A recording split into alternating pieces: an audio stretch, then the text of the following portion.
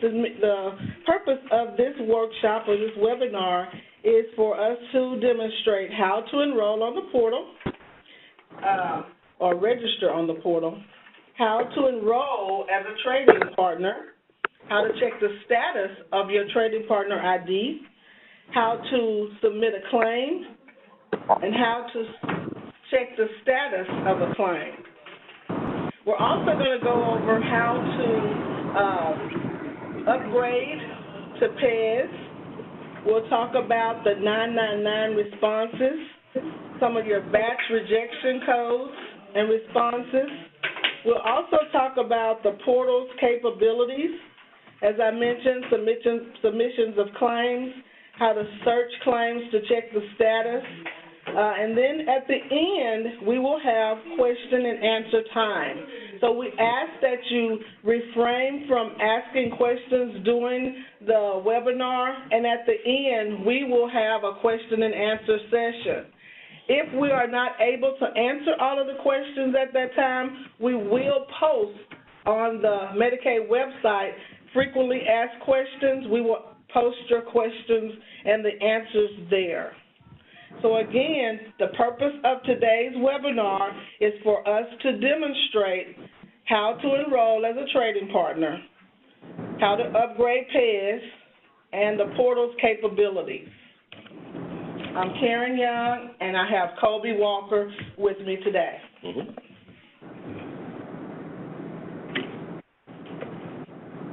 So let's get started. So first I want to start by saying the purpose of us doing this is because the state implemented a new system, a new healthcare portal. So the old healthcare portal went away, that one that you would log into the Medicaid website, that www.medicaid.state.ar.us, and you would log in and key your Medicaid provider number and your password. That portal went away, and now you have the new healthcare provider portal. You see the MMIS acronym, which stands for Medicaid Management Information System. That's what that stands for. So we have a new Medicaid Management Information System, and this is the new portal. So once you log into the Medicaid website, you will have this new portal that you will see. So you see this landing page. Before you can actually log in, or most of you should have already registered for the portal. We opened up the portal registration September the 5th, and it ended October the 13th. We reopened it on October the 26th, so most of you should already be registered to use the portal. And I'm going to emphasize register and enroll because there is a difference. If you are going to use the portal, you only need to register to use the portal. If you are going to use PES, if you are a vendor or a clearinghouse, or if you are a provider that receives managed care fees, which will now be called capitated fees, then you need to enroll as a trading partner. So I'm going to demonstrate how to enroll as a trading partner. On the landing page, there is a link that says, would you like to enroll as a trading partner? So I'm going to click on this trading partner link. There is an enrollment application that you have to fill out. There's information telling you what this trading partner process is. Now, I just want to be clear. Trading partner is simply a submitter ID. In the past, we had a submitter ID, and it would start with the MC and a number. Well, now you have to get a trading partner ID, which replaces that MC number. So it will say TP ID, and you will use that in place of that MC ID. So you'll read this information, click on Continue, and enter in the information. So I'm going to enter in, I'm going to be Young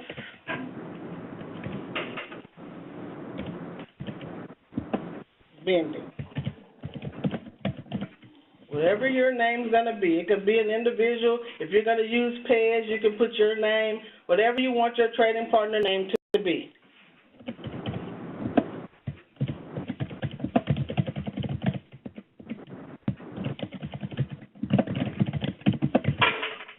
and the city, state.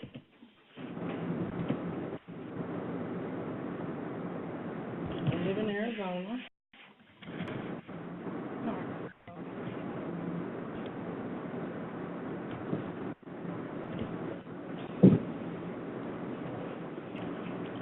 Type of business.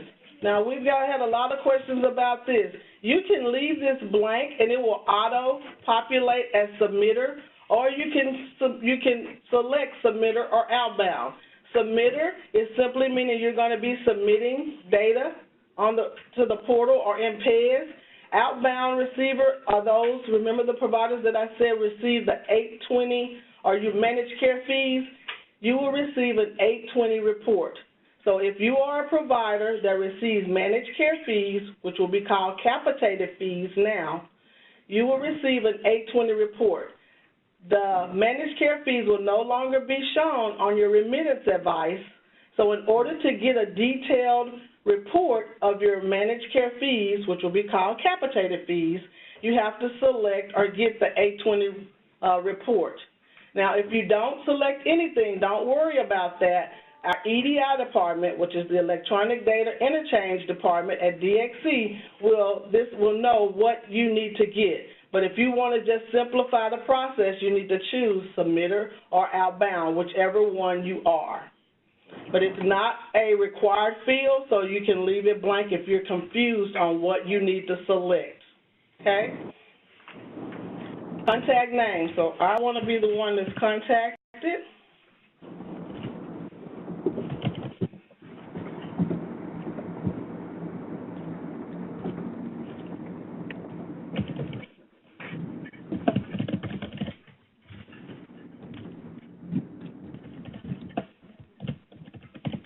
Filling out this information. It's a very simple process. This can be a different person.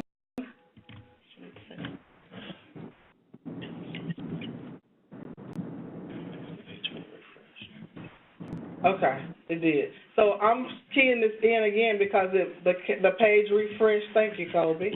So let me start over again. And remember, we talked about type of business. You can select which one. If you're not sure, just leave it blank.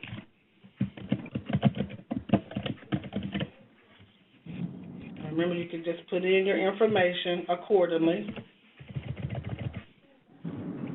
The email address has to be a correct email, an accurate email.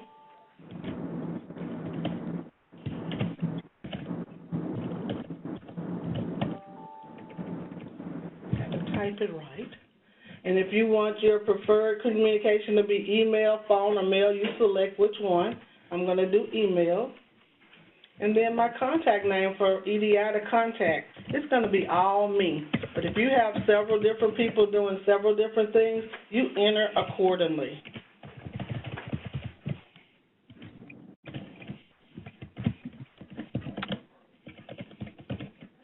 Also, just as an include, whenever EDI actually reaches out to a trading partner for any type of issues we may be having or anything of that nature, we do actually reach out to the EDI contact that's listed, not simply the enrollment contact. Good information. And then I'm going to click Continue. Now we're here at all these transaction sets. And Kobe, if you want to add something to this, what I've been telling providers, if they're confused about what type of transaction set they want to choose, you can simply choose Select All. But I wanted Kobe to go over some of these so that providers can know what they're actually selecting.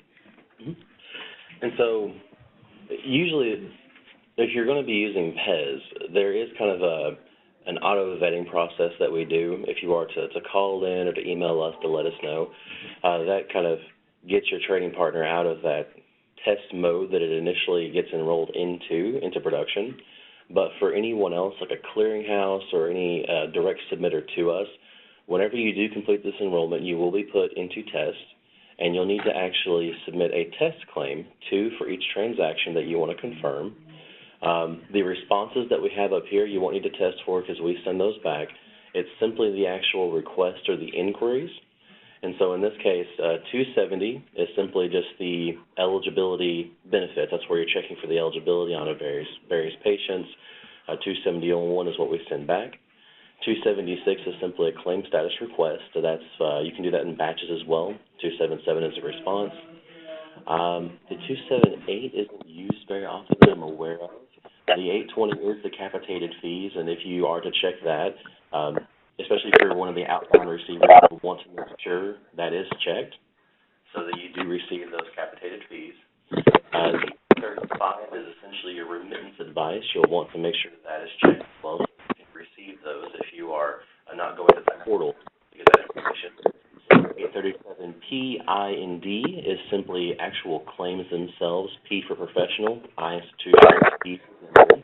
And that's one of the bigger ones. You'll want to make sure you select the correct one so that we know what types of claims you're wanting to send to us. And 999 and TA1, even if you don't select them here, they are automatically enabled on our side because those are simply acknowledgement files we send back for every transaction. TA1s are simply a transmission data check, whereas the 999s are a functional acknowledgement to make sure that the claims are formatted properly. With TES, this shouldn't be an issue. But with other softwares, it can be, which is the reason that we make those checks so that we don't accidentally run into any issues processing those claims once they get into adjudication. Thank you. So we just finished giving the descriptions of all of the transaction sets that you can choose. I selected select all, and I'm going to click continue. Next, you have to enter your provider ID. So this is going to be your provider ID that 9-digit Medicaid provider ID that you will need to enter.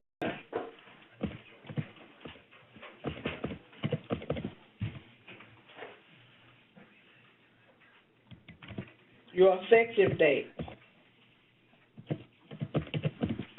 Date that you were affected as a provider.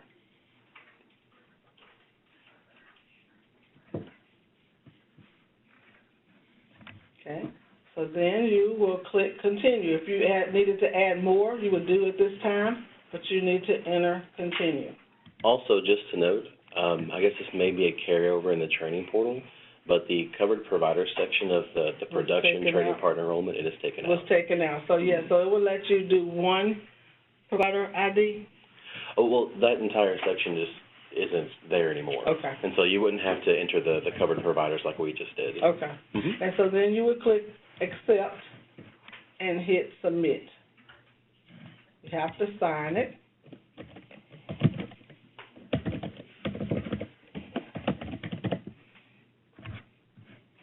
And hit submit.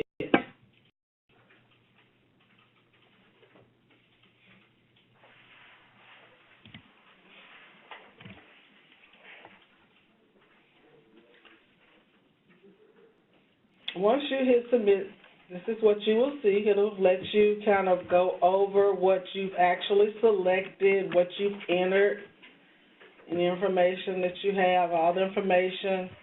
And this covered provider, this has been removed. I'm on a training site, so you won't see this portion. And then it's going to give you a summary page. Then you're going to click confirm.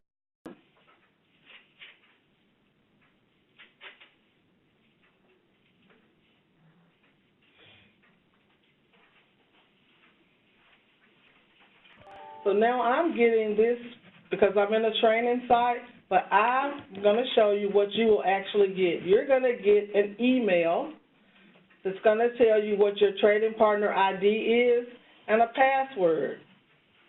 And Kobe expound on this because they can also receive, just take them to another page as well, right? Yes, in fact, this is actually I believe a screenshot of what may occur at the end of the application. It may just simply take you to a new tab. It'll show you what your new trading partner ID is. It should give it at the end, as well as a temporary password. The URL for WebBBS is where you would go to set that password. You would simply go there, it asks for a username, password, you enter the trading partner ID, and then after that it has you create a new one.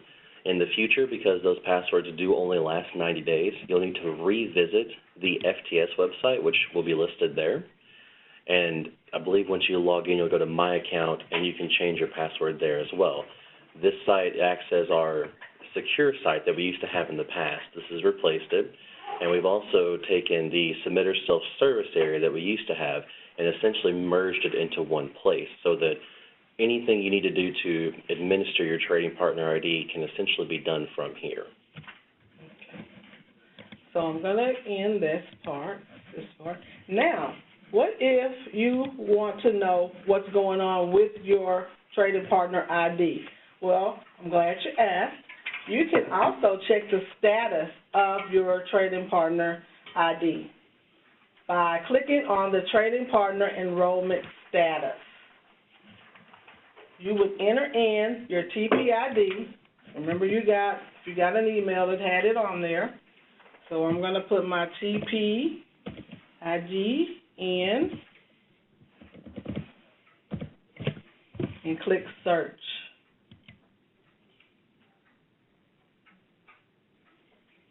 It's going to come back and it's going to say trading partner ID, the date you submitted it, and it's going to give you a status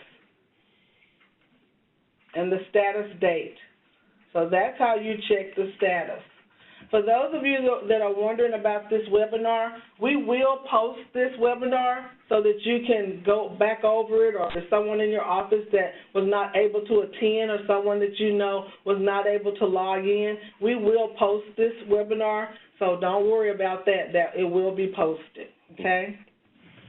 Also, if it helps, when I was speaking earlier about your trading partner automatically going into test and us vetting it into production, it should show that status here as well, so that you'll know when you're ready to start submitting claims. So once you do enroll, it may take a couple of days for us to get through that process. I believe it'll be at the end of the week in the future, and so that'll be updated weekly, and you should be able to check it here as well to know when you can start submitting those claims successfully. Okay. And so what we're saying, too, is that if you enroll now for your trading partner ID, then it may take a few days for it to be accepted.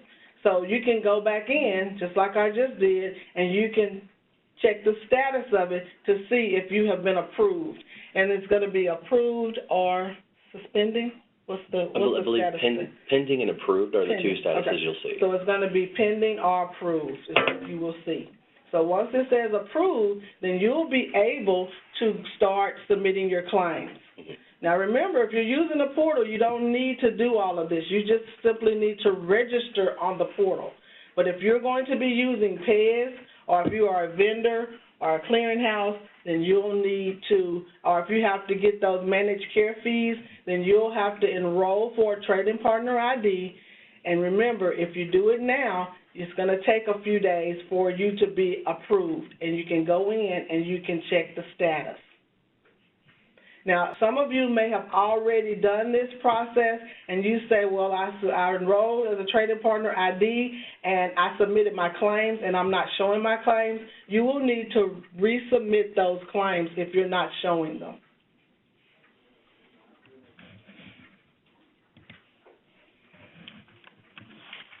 Okay, now we're going to move on. So I have enrolled as a trading partner. I've gotten my trading partner ID. Email with the trading partner information on it. I've checked the status of it. So now I'm going to switch over and let Kobe talk about PES, and you're going to demonstrate the upgrade of PES. Essentially. And then he's going to talk about the 999 responses and the batch rejection codes.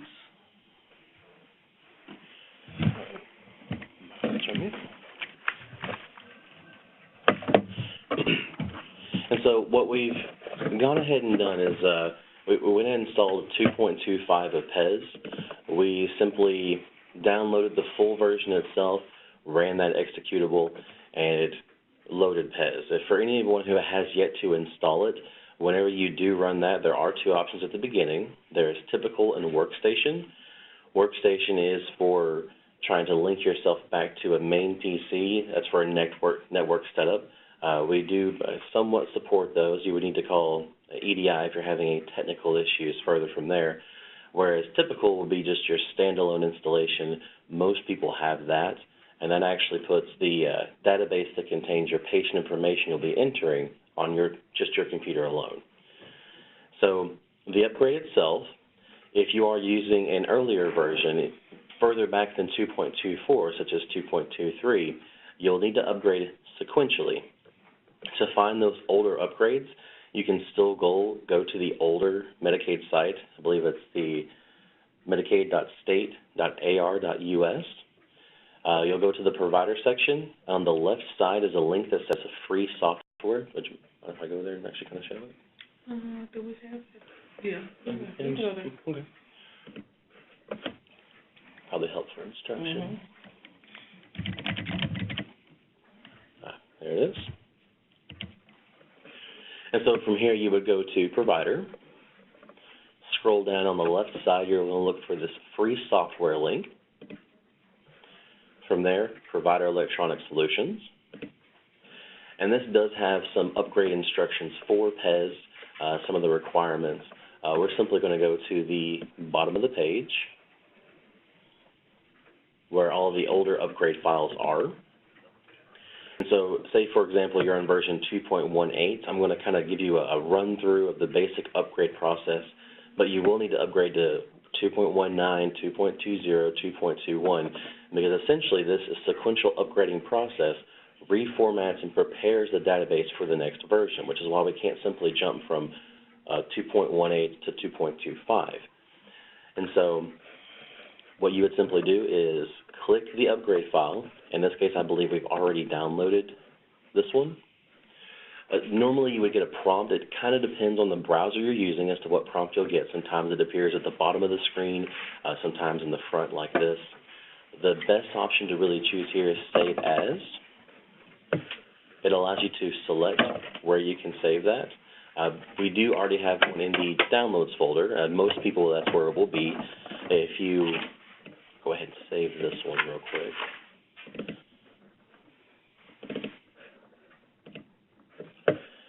But say, for example, it is in your Downloads folder. Normally, you have a quick access here on the left side, so you can go to Downloads, for example. This would be the file itself, EAGL0225. You would simply right-click and copy. Go to your local disk, your C drive. And there should be an AR HIPAA folder, which contains pretty much all of your PES data. And in there is an Upgrades folder. From there, you would right-click and paste, and it would contain that upgrade patch file. And what you can do is actually prepare this by, if you are on an earlier version, can go ahead and download all of those patch files and have all the ones you're going to be needing to upgrade to, because from there, you'll go back into the AR HIPAA folder. I simply press back to get to it. And a little further down is ECS UPGRD, or ECS Upgrade. With this, it's usually best to right-click and run as administrator. If you don't have administrating permissions, you may need to get a hold of whoever your administrator for your network is. Most likely, it's just whoever your local IT guy is. And they can help you with getting past this part. So essentially, you would run this program. It would say, because I don't believe we're able to run it now, it would simply say that there is one upgrade to apply, go into this version, and you press next a couple of times. It freezes for a second, and then applies that upgrade. Now, if, like we've been kind of talking, if you're on those earlier versions, like 2.23, you would need to run this once for each upgrade you're having to apply in that sequence. So 2.23 to 2.24 to 2.25, so you'd run it twice in that instance. After that, your PES will be on the latest version, which is 2.25, and this is another version of what you would see once you downloaded it. I'll go ahead and close out of that. And essentially the reason that we're having everyone upgrade to 2.25 is because of the new system. The older versions of PES, you really could go to the next version. It would miss some of the formatting, but normally you could still submit claims to us. 2.25 is the only version that points to our new server, which is the reason everyone needs to upgrade to that version. So here we have just the default installation. The default password is capital H, capital P, dash PES, and that PES is lowercase. I'll go ahead and set a new password for it.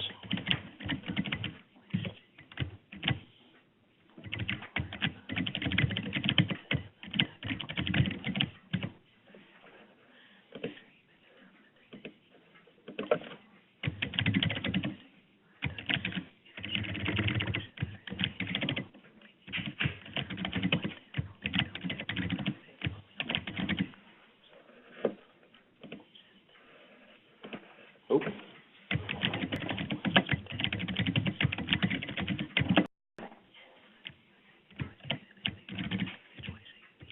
There we go. So when you first set up PES, it would ask you to input these options, but I'll go ahead and show them here in a second as well. And you can see by going to Help and About that we are using version 2.25. You can use this same method to check your version for any earlier version of PES. And so once you get a trading partner ID, probably the first thing you'll need to do is log into PES using whatever username and password you have set. And then you'll go to Tools, and then Options. That earlier window you saw, this is the same one. And under that Batch tab, the Web Login ID would be your trading partner ID. And the web password will be the one that you set after going to the FTS website that we showed earlier in the confirmation page of the trading partner enrollment. From here, you would simply fill out your information. It can be either be person with your name, or it can be non-person. You can enter your organization's information. From the entity type qualifier down to the contact phone, we don't necessarily check here if that information is valid, because all of that should be on the trading partner enrollment itself. For web and retention, you can simply leave those as they are, and then we'll go ahead and close out of here, or you would actually press OK to save that information. And of course, we haven't filled it out, so I'll go ahead and just close it for now. So one of the larger issues that we've been running into is the 999 files. One of the biggest changes from the old system to the new one is that we are no longer returning the 277 claim statuses unsolicited, meaning that used to when you sent a claim to us or a batch of claims, we would send back the status of those claims automatically once they had processed. In trying to come closer to compliance with the 5010 national standard, we are no longer sending those automatically. You will actually need to send a 276 claim status request, which you can find under forms. It's in the same list as where you would go to fill out your claim itself. And so now what we're sending back is the 999 functional acknowledgement. Now, used to, we only sent back those files if there was a dump of some sort to let you know that you needed to call us to locate exactly what the error was so you could have those claims resent. But now, because they are functional acknowledgements, they merely tell you if the batch is accepted or rejected or partially accepted. Those have been sent back for every batch now for anyone. So once you send an actual batch of claims to us, you should receive back a 999 file. You can actually go to View Batch Response in 999s to see that particular response. We don't have any submitted here today, but we do have an example of what the screen should look like. And so, of course, you would have the different batches you sent, the different responses. And when you select one, it opens up this information. This is what you would have seen before when it was still a transaction dump. And, in fact, some of that old wording is still here. But really, there is a couple of format changes to this, so that it can kind of give you some hints as to what happened. At the top, make it bigger. Give me just a moment.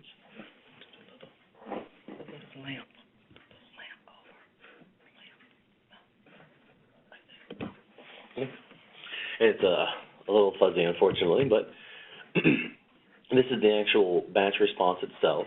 What you're looking for is this transaction set, where it has the A. There are three options that will be returned back. A actually means accepted. Every claim that was sent on that batch was accepted for processing.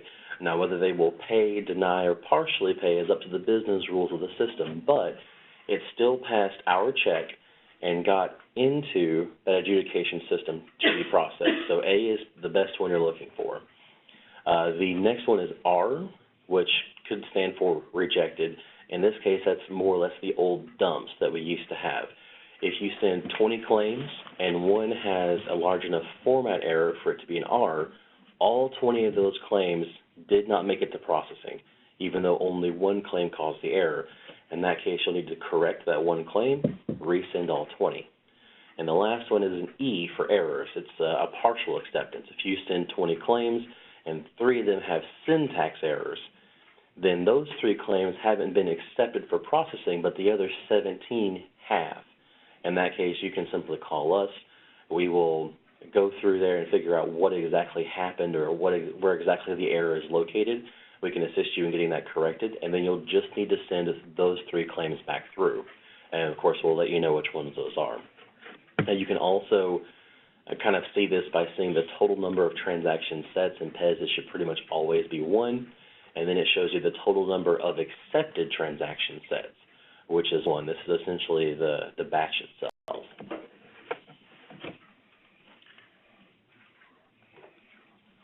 I got a question. Okay.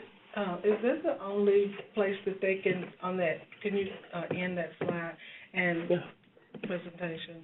And is that the only place they can select their, the transaction set? Can they go into communications and submission, and then on the left-hand side, it has that 276 option? Yes, and so if, for example, you send the 276 claim status request, or if you send a batch to us, when you go to communication and submission, there are 2 options. On the left side is all the files you wish to send. I'm pretty sure everyone's used to sending professional Medicaids or the nursing home claims. This is also where you would send your claim status request. You can send all those at the same time. And then these are the files that you wish to receive. After sending a 276, which is claim status request, you'll want to try to receive a claim status response. And this is where you can also pull back any 999s that didn't come automatically, or your 835s, which can also be your RA files. And we always tell people to select all on this side. Essentially, yes, because that simply sends a small request to our server, basically saying, pull back any files you have for me, and then it'll populate those files where it needs to. Okay. Great. Thank you for that. No problem. Okay, so now I am going to take it back, and we're going to move on to our next topic, which is the portal capability. So we're going to show people, we're closing out of here, out of here, and out of here. I want to go to, back to the portal. Back to the portal we go. Okay, so now, as I mentioned, before we do that, Kobe wants to talk about some of the big errors or the errors that providers are getting in PEDS before we do that. So let's go back to, you want to go back to the PEDS? Yeah. Okay. Apologies. There was one that I meant to cover. That's fine. No, you're good. You're good. Very good. And so on our frontline site, on the old Medicaid site, this is actually listed out there that can kind of go over it as well, but we'll cover it in this webinar as well. One of the larger errors that we are seeing with the new system is we can no longer accept referring providers as organizations. They need to be individuals. And so where you can go to change that, if you're actually in the professional form itself, there's kind of 2 ways to get to it. First one is to go to Header 2, where you have your referring provider list. You could simply double-click into here and change the information, but I'll go to the other location and actually kind of mess with it there. The other one is going to Lists, and this actually contains the list of all of your facilities, your beneficiaries, which are your patients, and, of course, your referring providers. And it'll actually have a longer list here to select them from. So I'll just kind of use some fake information if that's all right. That should be 10 digits for an MPI, and let's say you actually have a referring provider that is an organization. Let's say I'm something like a rural clinic or what have you. I'll kind of just leave the rest blank because it's not really pertinent. And so here, where you would need to change that, because if you do send a claim with one of those types of referring providers, it will cause a claim or a batch-wide dump. And that's why you'll really want to make sure these are corrected so that all of those claims can be accepted. You simply change the entity type to a person, which is an individual, and because it is an individual, the first name is required. What we've been suggesting as a solution for now is you can simply copy what's in that last organization name, put it here as well, and then simply save that provider. And when you go back to your claims, it will auto-update them with that information so that when you send them, they'll be accepted for processing. Even if the MPI is a group NPI, we do recognize that on the back end. We not necessarily are checking these last name or first name fields for accuracy. Really the only thing we're looking for at that point is the MPI, but the system still needs to recognize it was sent as an individual, which is the reason for this change. And that should prevent a lot of those batch-wide dumps that we've been seeing and help you get your claims processed accordingly and a little bit faster as well. But really that's kind of the biggest change in PES from the old system. Okay. Thank you for that. Yeah, no problem. So we want to remind everyone, the questions, please keep them to the webinar that the topics we are talking about today, which are how to enroll as a trading partner, checking the status, the PES questions about the transaction sets, the 999 responses, the batch rejections that he just covered, and I'm about to go over the portal capabilities. We are not answering any billing questions or specific billing questions. We want you to please keep the questions to what the webinar topics are. Thank you. So I'm going back to the portal, and I have registered, so hopefully everyone has. If you have not registered, remember, if you're going to only use the portal, then you only need to register. The only reason why you would need to enroll as a trading partner to use the portal is if you are a provider that receives managed care fees and you are wanting to receive your managed care or capitated fees detailed report on the portal. Otherwise, or if you are a tech-savvy provider that's wanting to upload files on the portal. Otherwise, you just simply need to register, and you would click on Register Now, and you would have the option to register as a provider. Remember, providers have to register, and then select your delegates. If you enroll as a trading partner to upload or receive your managed care or capitated fees report, you'll need to register as a trading partner. But I've already registered, so we're going to log in. If you need detailed information about that, we have a webinar, we have a job aid for how to register on the portal and how to enroll as a trading partner. So we have job aids that are on the Medicaid website at www.medicaid.state.ar.us, and you would click on Frontline, and then you would click on Job Aids, and it's step-by-step instructions on how to register for the portal and how to enroll as a trading partner. I'm going to log in.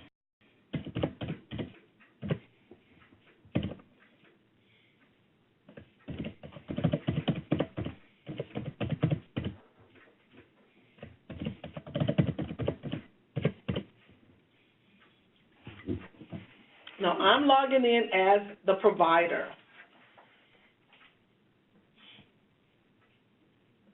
You can also log in as a delegate and have the same tabs or functions if the provider selects those for you. But I'm logged in as the provider.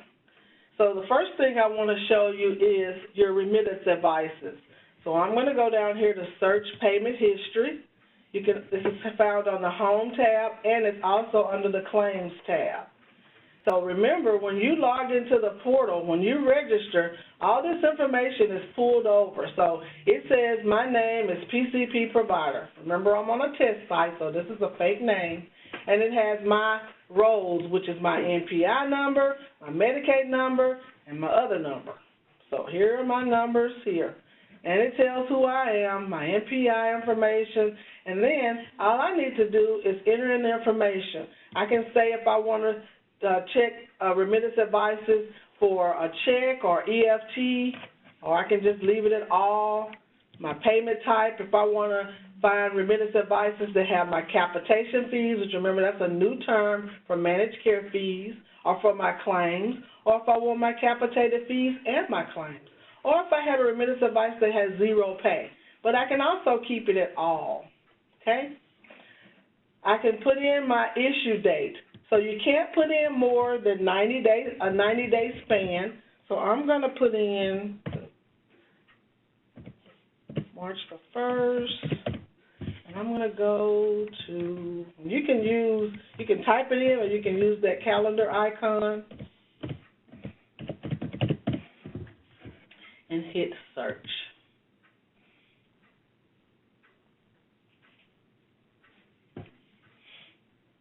So then it'll pull back all the remittance advices that I receive between that span. But remember, you can't do more than a 90-day span. And remember, too, on the new portal, you will be able to pull back your remittance advices for up to 7 years. Now, that's from go live when we went 10/26 of 2017 forward, not any backdated remittance advices, but anything that once we went live forward. So if you have a remittance advice that you want to pull, we go to February and you want to pull one for December, that remittance advice will still be there. Not like the old system where you had to pull them down before the 35th day. These remittance advices will stay in the portal. So you can do a 90-day search, but you'll have all your remittance advices there. So I have one here that says issued on 3/3. It was a check. It gives me a payment ID, which would have gone up in that field if you already knew it. And then it tells me how much my remittance advice was, the amount. And then here's an icon, and I can't click on it because I'm in a training site, but this is where you're able to click on this and you'll be able to print out your own remittance advice. So you'll be able to retrieve your remittance advice. And as the months and days and years go by, you'll start seeing you'll have different pages where you can go and see more and more and more and more and more remittance advices. So that's how you check for your remittance advices. The next thing I'm going to go over is claims. So how to submit a claim. I'm going to submit a professional claim, but you can also enter in dental claim forms, institutional claim forms, professional claims, and you can also do crossover claims. So outpatient, inpatient crossover, professional crossover claims, you can do all of those claim types on the new portal. So here, remember, when I register for the portal, all my information is already in here. I don't have to re-key it or key it in every time. All I need to do is, if I had a performing provider, a referring provider, supervising provider, service facility location, I would enter that information if I needed to. If not, I just move on to the next field. And remember, the fields that have an asterisk you have to fill in, unless for your provider type you're not required to. So I'm going to put in a beneficiary's ID number. We know we need that because that's how we're going to get paid on that person. The first name is optional, and we need the date of birth.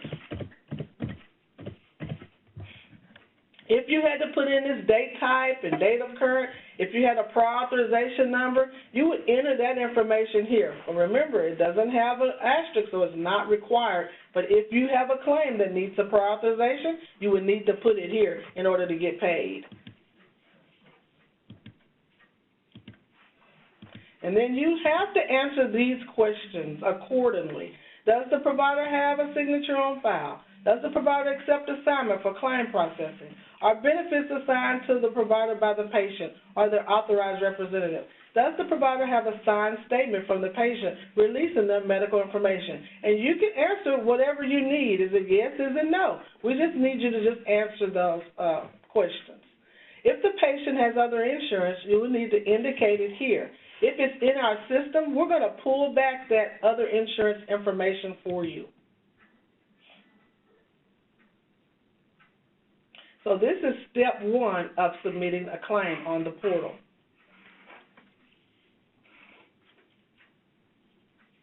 Now we're at step 2. And you see, it pulls over the information from step 1 over onto step 2. Now I'm going to enter in a diagnosis code. And as you can see, as I start entering in the diagnosis code, what if I don't remember what it fully is? If I start entering in a few of the digits, it's going to tell me, give me a drop-down list of similar so that I can see which one I need. But make sure you choose an accurate diagnosis code for your claim. Once I enter it in, I have to add it to the claim. If I have another one, I can enter another one and keep going and going and keep adding and adding. Next, here, my patient has other insurance. It says she has Southwire and affiliates. But what if this wasn't correct? That's okay. I could just click on here, and I could cancel this insurance, and I could add the new insurance, because we know you as the provider, you know the up-to-date information about your patient. So if their insurance change, you can add that new information, new insurance. But my patient actually does have Southwire and affiliates. So you can fill out the information that you need. So on my patient's claim, other insurance didn't pay anything, and I'm going to put the date that they sent me that information to tell me they were not going to pay. And then I have to put in a claim filing indicator. And then I'm going to save this information. And so now it's there. I filled in my information. So that's step 1, and now I'm on step 2, and so I could go back to step 1, or I could click continue.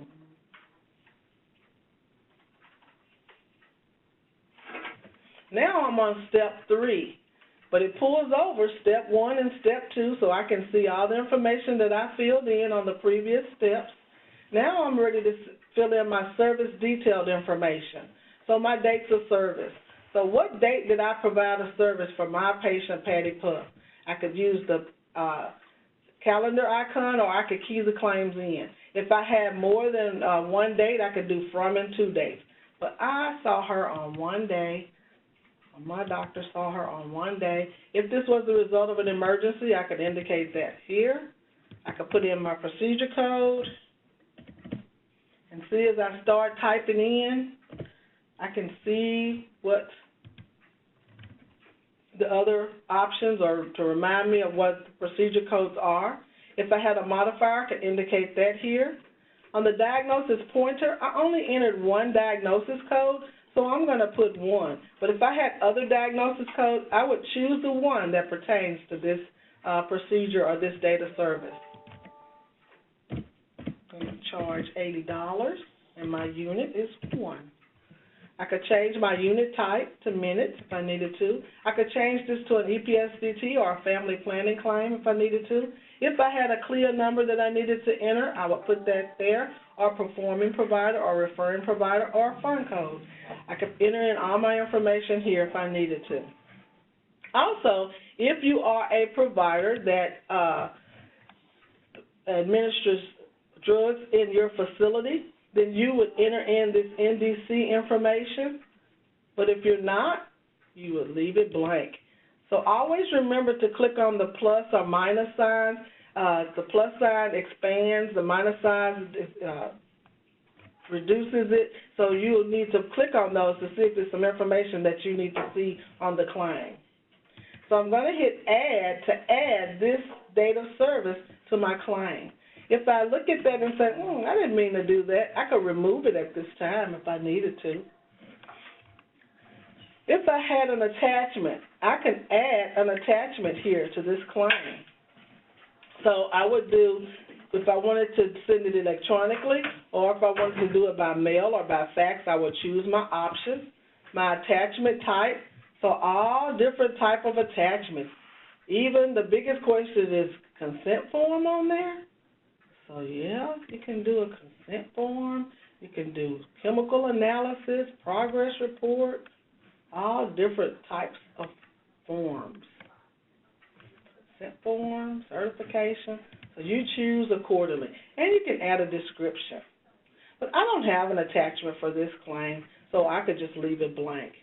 So I could also go back to step 1 or to step 2, but if I'm ready to submit this claim, I can click on the submit button.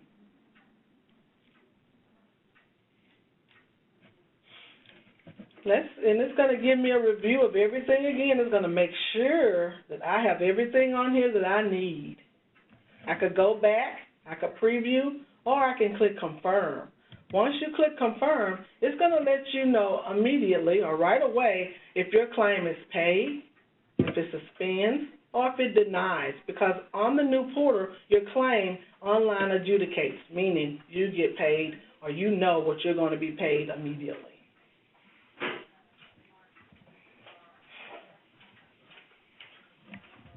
So I click confirm, and we are waiting on our response.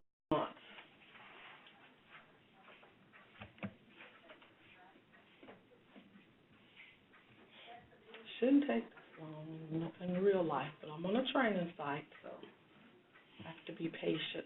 Also may depend somewhat on your internet connection, of course. Yeah, that's true, too. That's a good point there, Coach. So, my claim denied, okay? So, because I'm in a training site, claim denied, and I could go here and I could edit that claim. Edit is a new term, meaning that I can go in and I can correct whatever my issue. It's saying that I needed a clear number for that procedure code I used. So I could go here and I could go and continue, because it tells me right away what's wrong with my claim. And I could go back and I could enter in whatever I need to enter in for this claim. So it's telling me that my clear number is not correct, so I'm going to need to continue on until I get down there to that service detailed information, and I would be able to enter a clear number if I needed to. And then I would hit resubmit. But let's say it was the diagnosis code. You would go in here and you could change. I could click on this and open this up again, this detail, and I will be able to enter any information. So make sure you click on the detail to make sure you can correct what is wrong with that claim. So if it was the diagnosis code or it was the procedure code, mine said it was the CLIA number, that's where you would enter and save that information and be able to resubmit the claim. So let me go now. So I'm going to go out of here because I showed you how to edit or correct a denied claim, but let me show you how to search for a paid claim, and let's say you wanted to adjust that claim, or let's say it was a paid claim and you needed to resubmit. So a lot of you, maybe therapy providers, adult day facilities, or providers that see patients over and over again, the same patients, this is a handy tool that you can use. You'll go under search claims, and you will take the paid claim that you had maybe last week or the other day on Susie May, and you want to resubmit or you want to submit a claim on Susie May again for a different date of service. You can take this paid claim, or if you just wanted to check the status of it, you can check the status of a claim. If you didn't know if it was paid, if you had just had a claim number. So it's different scenarios that you could have for searching for a claim. So I'm going to put in my 13-digit claim number. Now, if you had an old ICN number, like a 05 or 98 claim number, that paper claim or electronic claim, you'd have to put it over here in the TCN transaction claim number. And you would put it here, and it will find your claim. It's going to change that ICN number, though, from a 05 or a 98, or if it was an adjustment claim, that 50, it's going to change it to a new ICN number. And I think it starts with like a 40, is what I've been seeing. Not sure about that, but it changes it to a different ICN. But just remember, if you're searching for legacy is what we're going to call them, claim numbers that were before we went live, and those numbers started with 05, 98 for paper, 05 for electronic, 50 for adjusted claims. You'd have to put it in this TCN field. Any claims that you have submitted since we've gone live, you will put it in this claim ID field. If you don't have a claim number, don't worry. You can enter in the beneficiary's ID, date of birth, last name, the dates of service, the claim type, and the date it paid, whatever information you have. The more information you enter, the better your search. But if you have a claim number, that's great. But if you don't worry. Just put in your information, and it should try to find that claim. So I'm going to click on search.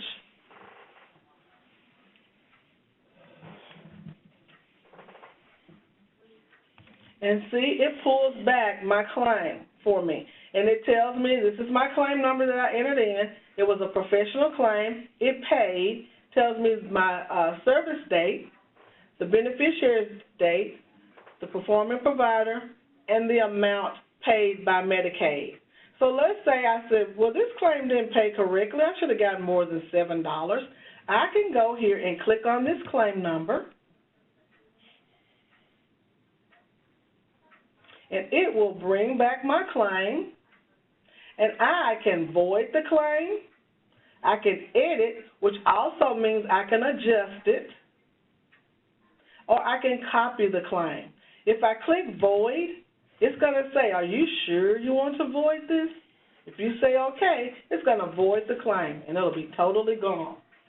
If you want to edit the claim, it's going to be just like I did before on doing that edit claim with the denied claim, but this one is a paid claim, so I can go in and say, I want to change. So it's telling me it paid less or half of what I wanted because for some reason it did. I could go in and I could correct that information by going to that service detail line, as you remember that I did before. So just to make sure, the edit option is essentially the adjustment that we used to have. Right. Okay. So it's a new term. So if it's a paid claim and you edit it, you are adjusting your claim. If it's a denied claim and you click edit, you are correcting your claim. So let's say, and remember I gave a scenario of providers that key the same patients over and over again. I know you like PES, but let's say you want to try the portal out. Well, if you key the claim on Susie Mae on Friday and you need to key another one on her, you don't have to key the claim totally over. You can put in her claim number or that patient's claim number, and then you can copy this claim. So you can copy just the beneficiary's information and then fill out the rest of the claim, or you can fill out just the service information part of it and enter a different beneficiary's information, or you can click on beneficiary and the service information and just change maybe the date of service, or you can do the entire claim with the beneficiary's information and the service information and go in and change whatever information you want. And click copy, and then you can do whatever you need to do to that claim, and then you can resubmit or submit the claim. So that's how you would do those things.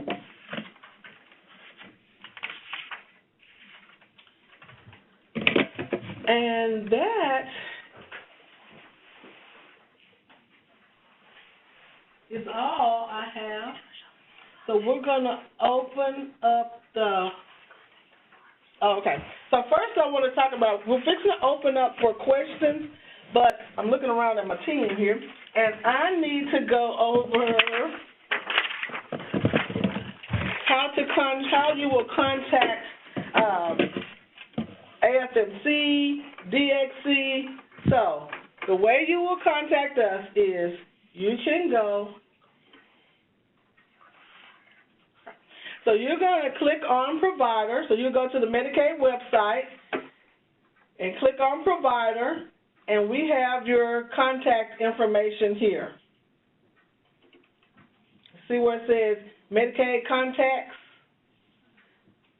Also on the portal, there is a Contact Us that has information as well. We also have a Provider Assistance Center, and you'll need to contact that Provider Assistance Center at 1-800-457-4454. And that's for your general questions. So if you have, we're trying to find it right here, yeah. For your general questions, that 1-800-457-4454, they're there Monday through Friday, and it's 6 to 6 now. Correct. So they've opened up or expand their time frame Monday through Friday. That's for general questions. If you have technical issues, that's when you contact our EDI department. That's that same number, but it's option 1. Should be, yes, for EDI. I do know that some of our options have changed. We've added a couple extra lines to deal with some of the overflow. Right. I know that for PES installations and password resets, we do have a separate line just for that to try to alleviate some of the wait time that some people have been running into. Right. EDI, for now, it will be best used for some of the more technical issues that you're having. Usually direct submitters are the ones that we contact. But in general, you can contact us. We can take care of those issues as well. Okay. And what's a direct submitter? Essentially a clearinghouse in that point, but there are some people who also have their own software from a vendor that submits to us directly as well. Okay. So you can also get that contact information. So remember, your first point of contact is going to be the Provider Assistance Center for general questions at that 1-800-457-4454. For technical issues, you will want to contact the EDI department, and those are at DXC. If you have escalated issues that you need to contact your provider rep, which is now the MMIS reps at AFMC, you can go to the AFMC website and you will see the region mailbox.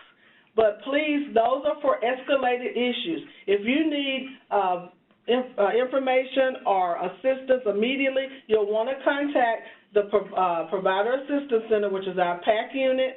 If you have technical issues, you want to contact our EDI support system. Support center. I was trying to read. Okay. So now we're going to open it up for questions, and we're going to read the questions and answer them. And if you notice that once we get started and we don't answer your billing question, that's because we're not taking any billing questions. We're only going to deal with the topic of this webinar.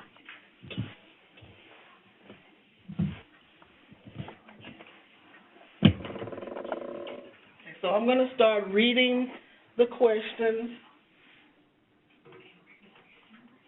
And we will end at 10:30, but those that we don't get to, we will post. And this webinar will be posted as well. And that will be on the Medicaid website. Go ahead. I was going to say, if it's all right, there is one that I've seen come up a couple of times that I'd like to go ahead and answer. Okay. For the trading partner IDs, especially for the capitated fees or the 835 remittance advices, the trading partner IDs will need to be linked to the provider ID you want to receive that information from. And so the best way to handle that, you can either call us, EDI, because we are the ones who have to facilitate that link, or you can also email us at arkedi@hpe.com. And the new address, because I believe the old one and the new one both work, is arkedi@dxc.com.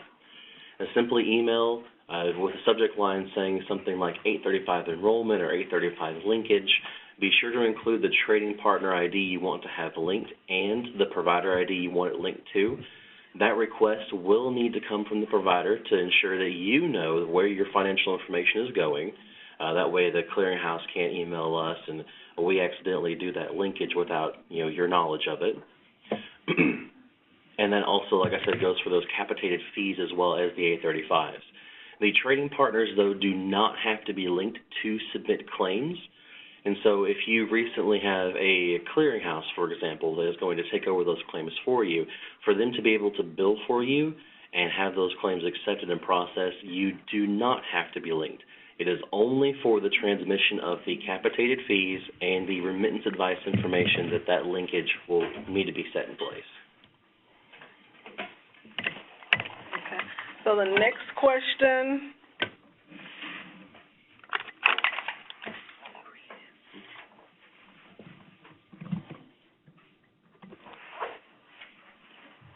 Okay. So it says the old RA had diagnosis codes listed on it for each claim. Okay, that's a billing question. So we're going to go down to...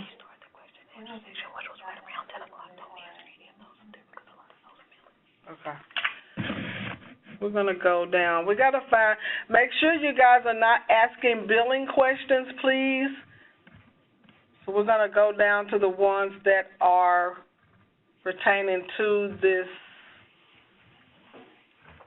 webinar. Sorry.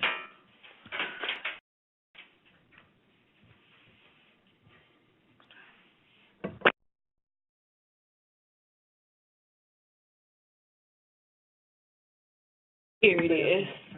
So the first one is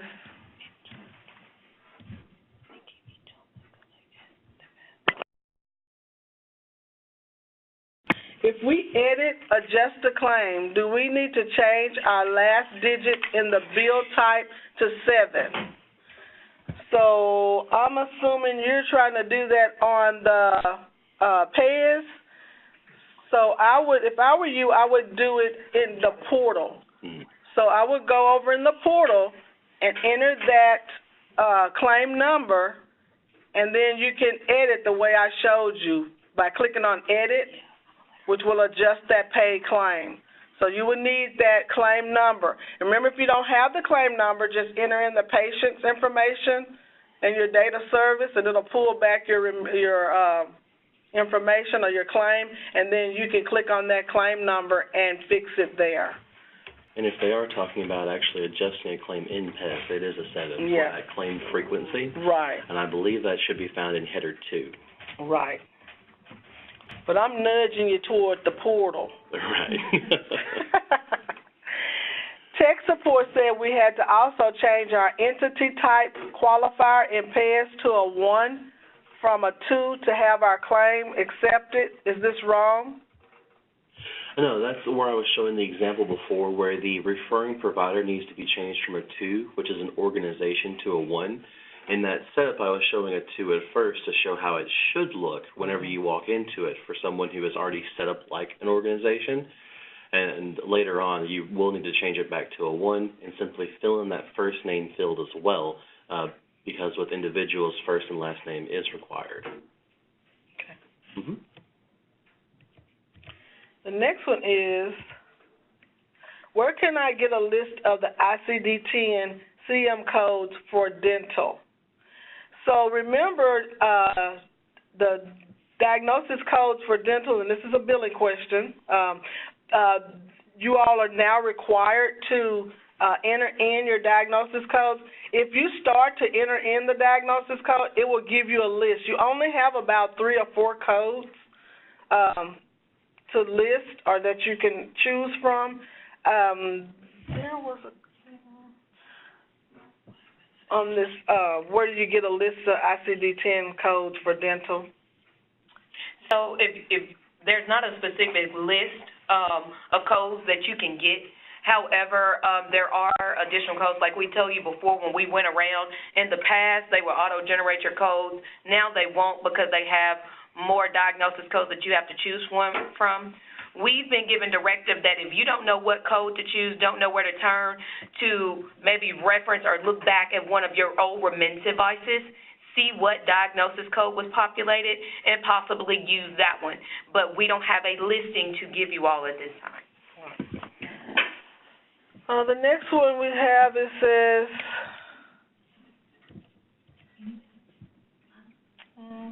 where were you going to review TA1 files and the error codes? Well, TA1 files are simply another acknowledgement. It's actually the first check we make with that transmission of the batch. And so usually with TA1 files, you would most likely need to call us. The most recent example we have, the one that occurs the most for us at least, is people are still submitting with the old submitter ID instead of new trading partner ID, causing an invalid sender ID error, which is a TA1 error. Typically, if you check that, that usually goes through without any issues once you have that fixed up. But you can call EDI to actually look at your TA1 file and go over those errors with you. The next one is on the 4 questions on the portal when you're submitting that claim. You called and asked, you need to answer accordingly. So that's going to be an internal, issue that you have to answer those questions yes or no. So, if you marked yes, then, we want you to answer them correctly. There's also an NA, which is non-applicable. You can also click on that, but you need to answer them accordingly. So if you did not receive, authorize or whatever, just say no. If you didn't. If you did, put yes. So you need to answer those correctly according to your facility. And I believe I see one saying, where is the rejection report in PES? That's also going back to that change where we're no longer sending back the 277s unsolicited any longer. The rejection report is something we also used to send back for any of those claims that were partially, or batches that were partially accepted. And like I said before, coming closer to that compliance with the 5010 national standard, we're not able to send that file anymore, and that is what the 999 is now being used to cover.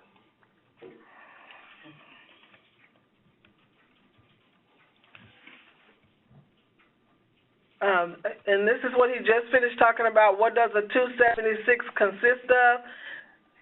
So I believe if you're actually in PES filling it out, if you haven't received a claim number yet from that claim, and this is where the portal may actually be in greater handy for you, when you are filling that out, I believe you just simply need to put the beneficiary's information, such as their ID, the billing provider's information, the date, and the charge amount.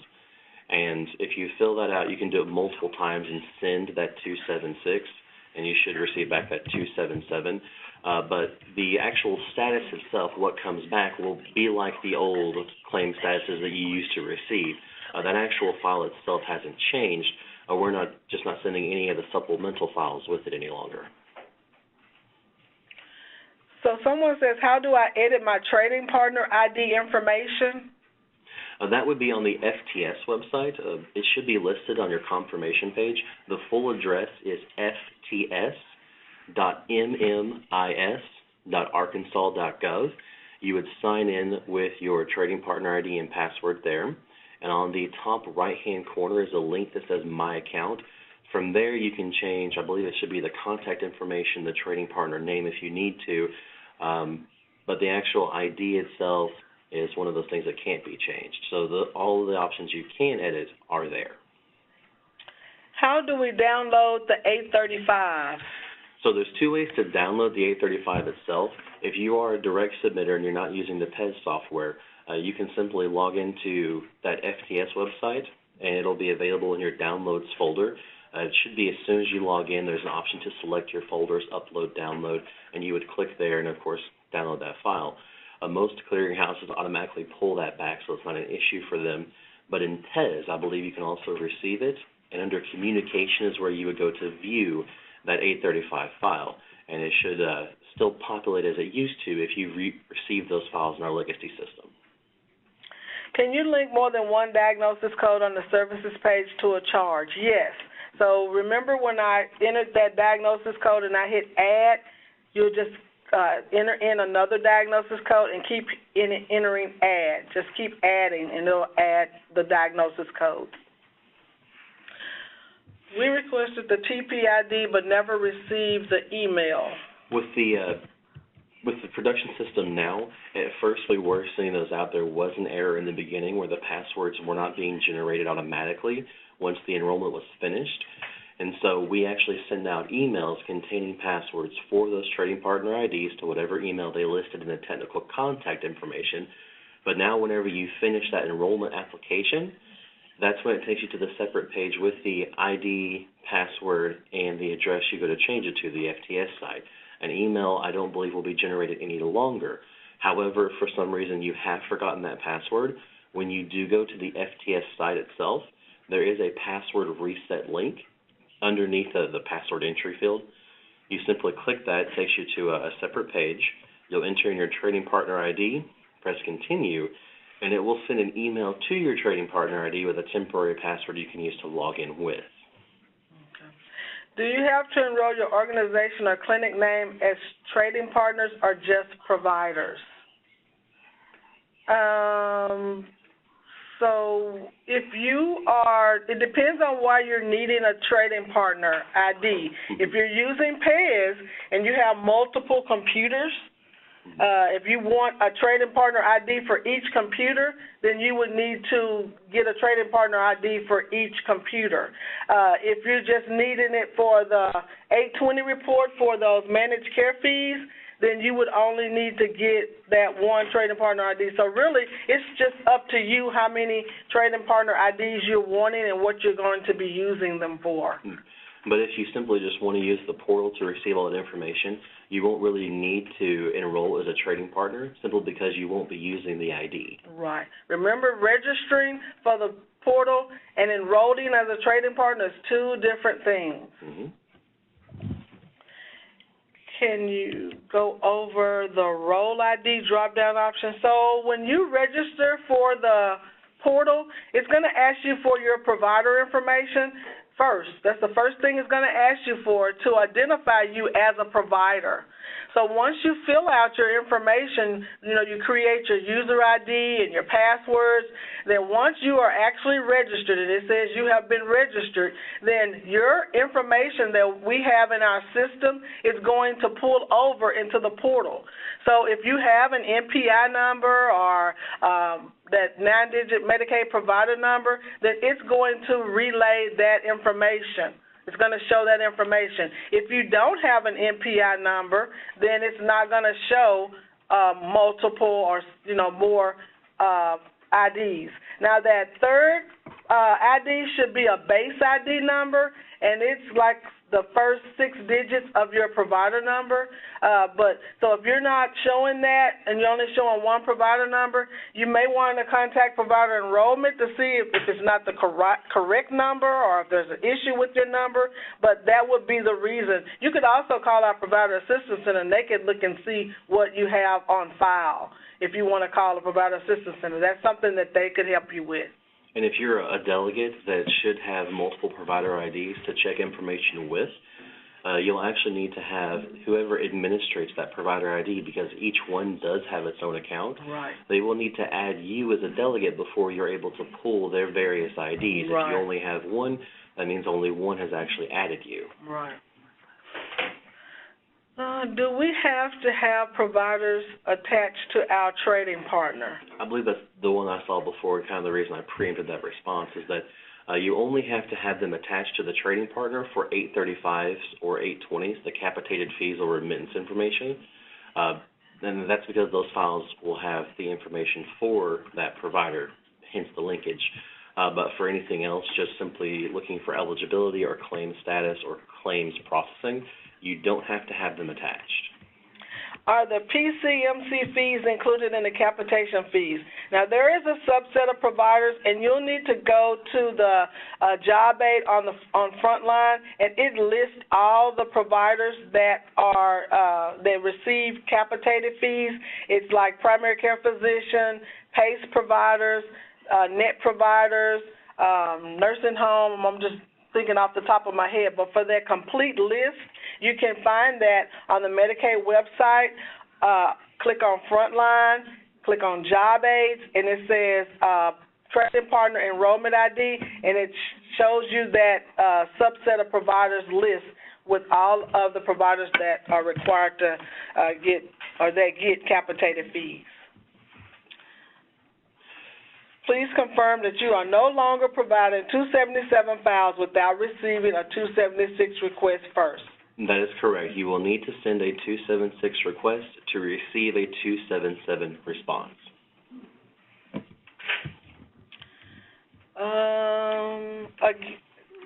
You just did that. Explain again how to link PES to the website.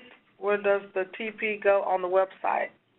The actual linkage of the provider ID to the trading partner ID, I don't believe can be done on the website. You will need to either call EDI or email us. Email is usually the quickest option, and that is at arkedi@dxc.com.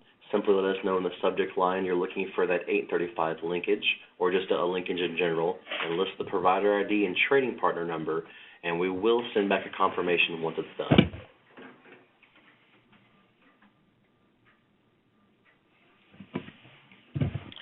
In PES, we can select all claims billed the week prior and change date of service and resubmit. Yes, that is something that we have been able to do in the legacy system, and I believe it is still available in the new system as well. It is. It is. That's in PES. And remember, PES will allow you to do that and submit batch. The portal does not. The portal is one claim at a time.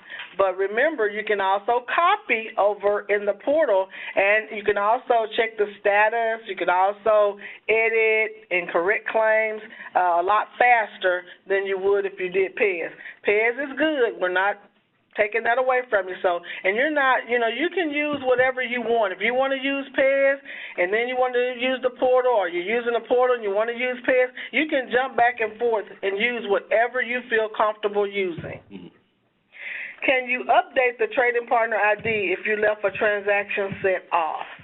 I believe in this case it may be that they sent the file beforehand with a different ID, in which case you should be able to change the ID itself. It would simply be the sender ID from you to us, and then you just resubmit that batch, because you should receive a TA1 error, meaning that it will never actually go to processing. Okay.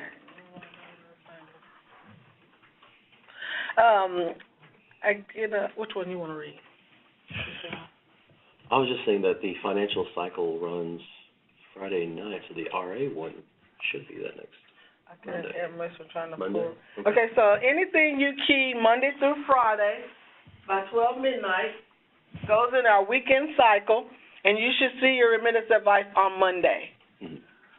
And for the 835 file deliveries, we used to only send them out between Sunday and Monday, but as soon as the financial cycle has been run for the week, which I believe happens between Friday, Saturday around midnight, the 835 files themselves are then sent out right after that, so typically very, very early Saturday morning. It says, if we have put claims into the MMIS system, are we supposed to put the claim into PES also? No. You have options. You can either submit your claims one at a time through the MMIS portal, the healthcare portal, or you can submit your claims through PES, one or the other.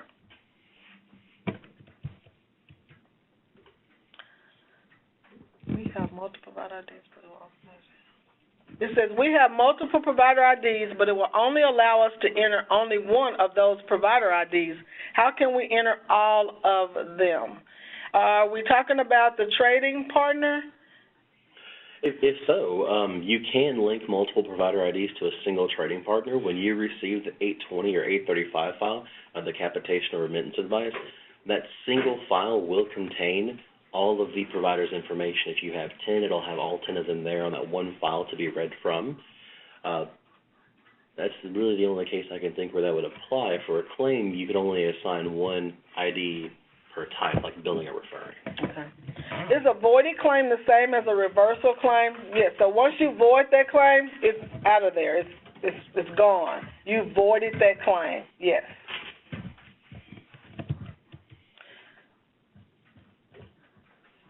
If on the portal, and if you're on the portal and are avoiding a claim, do you have to wait the following week to submit the correction like we had to when we used PES. If you void a claim, you can go right immediately, right after you void it, and re-enter that claim. Because remember, on the portal, your claims are online adjudicated, meaning that it's processing right there, real time. So when it voids out, when you void it, you can go right back in and you can submit it. Also, if you adjust the claim, that claim, you're going to see on your remittance advice that adjusted claim and then the new claim. I am curious, though, if they do void a claim, does the record of the original submission still stay so they can go back and edit? It'll show, Stacey, it says it'll show the two claims, right? If you do an adjustment on a claim, it's going to show both claims. The original submission and the void? Yes, so you can go back and copy the original to resubmit? Okay. Yes. That's convenient. Okay. So it's getting close to time for us to close down the questions. It's 10:29. We will post the questions. None of the billing, though, is going to be questions that are pertaining to the webinar. Yes, and also make sure that you pay attention to or are watching out for that front line. Front line is going to have those immediate notifications of what's going on. If you need to know who to contact, please refer to that map that we put up on the screen. You can get to that on the AFMC website where the MMIS team, so it'll have the regional boxes and the phone numbers for the MMIS outreach specialists, as well as it will have the contact information for DXC, PAC Center, and EDI. Make sure that you utilize that resource and contact the appropriate department. Okay. So we're going to take a couple of more questions. On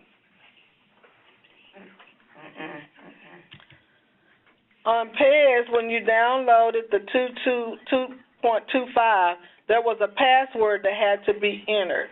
Yes, because PES can contain PHI information about various patients and whatnot. Whenever you first download it, the default user ID will be PES-admin, and the default password is capital H, capital P-PES. But if you're upgrading from a previous version to 2.25, it should still retain the username and password you've set beforehand.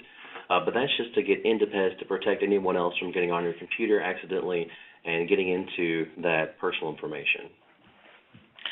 So this is going to conclude our webinar today. Please access the Medicaid website for the contact information. Also, the website will have Frontline, which has job aids. There's job aids for everything you all are asking about: how to submit a claim, how to register, how to enroll as a trading partner, how to register on the portal, how to submit a claim, how to check eligibility, how to search for treatment history. So everything that you need to know, there's step-by-step job aids, which are just glorified cheat sheets. So please use those, and we just thank you all for attending, and we will see you later. Thank you. Bye-bye.